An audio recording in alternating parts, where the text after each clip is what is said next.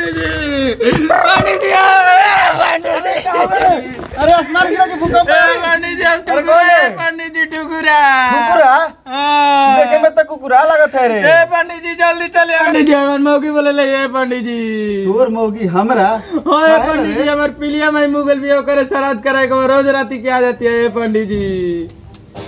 ये जजमान हमरा तो हुआ होत ना दुर्गा में का करे के लिए जीवन सब भगवान के नु धरती है आ वही मंत्र पढ़ देत बनी आ तोहार पिलिया में जहां होखी स्वर्ग चाहे नरक में आत्मा के शांति मिल जाए जा। हां हां जा हमार पिलिया में मुगल भी घर है ऐसा करे त ओकरा आत्मा के शांति मिली। जजमान एगो बात बतावा तोहरा गांड में घाव होला नु होला मुंह में दवाई खाला घौवा ठीक हो जाला। ओए पंडित जी तब जल्दी करिए पंडित जी जल्दी करी। आओ ना बोले पंडित जी हम जैसे जैसे मंत्र बोलेंगे विध करेंगे जी उसी तरह तुम भी बोलिएगा। आप जैसे जैसे बोलेंगे हम वैसे वैसे बोलेंगे। हाँ, विध करना है। ठीक बा पंडित जी। हाँ। हाथ गोड़ सरिया के बैठ जाइए जजमान। हाथ गोड़ सरिया के बैठ जाइए जजमान। मंत्र बोलिएगा जजमान। मंत्र बोलिएगा जजमान। ओम तरर पुपक ओम तरर पक ओम तरर पुपक ओम तरर पक पक ओम तरर पुपक ओम तरर पक पक। ये फूल ले लीजिए जजमान। ये फूल ले लीजिए जजमान। हम ले ले। हम ले ले। अरे जजमान तू ही ना अपने पिलिया माई के श्राद्ध कराने आया है। अरे जजमान तू ही ना अपने पिलिया माई के श्राद्ध कराने है। हम श्राद्ध कराने आए हैं। हम श्राद्ध कराने हैं। अरे जजमान हम पंडित जी हैं तू श्राद्ध कराने आया है। अरे जजमान हम पंडित जी है तू श्राद्ध कराने है। मुंह दिखाए रहे ना मैं तू पंडित जी है। मुंह दिखा रहे ना मैं तू पंडित जी है। अरे हम तो पंडित जी है। अरे अरे हम तो पंडित जी है। देखिए जजमान मजाक वजाक बहुत हुआ।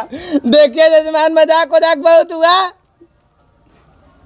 तुम्हारे गांड में ज्यादा चर्बी हो रही है जजमान। तुम्हारे गांड में ज्यादा चर्बी हो गई है जजमान।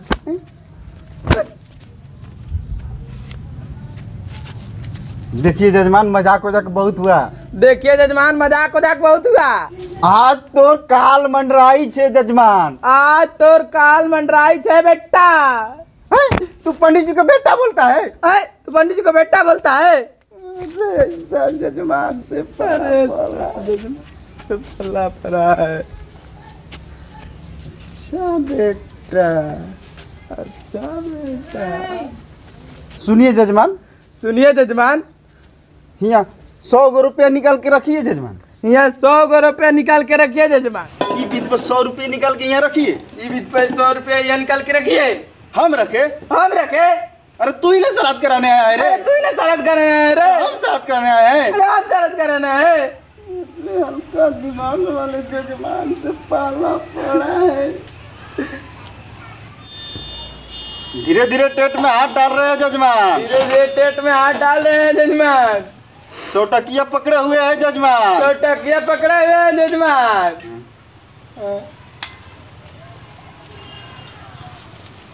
चौरा पे यहाँ रख दीजिए जजमान। चौरा पे यहाँ रख दीजिए जजमान। 2 कदम पीछे होके बैठ जाइए जजमान। 2 कदम पीछे होकर बैठ जाइए जजमान।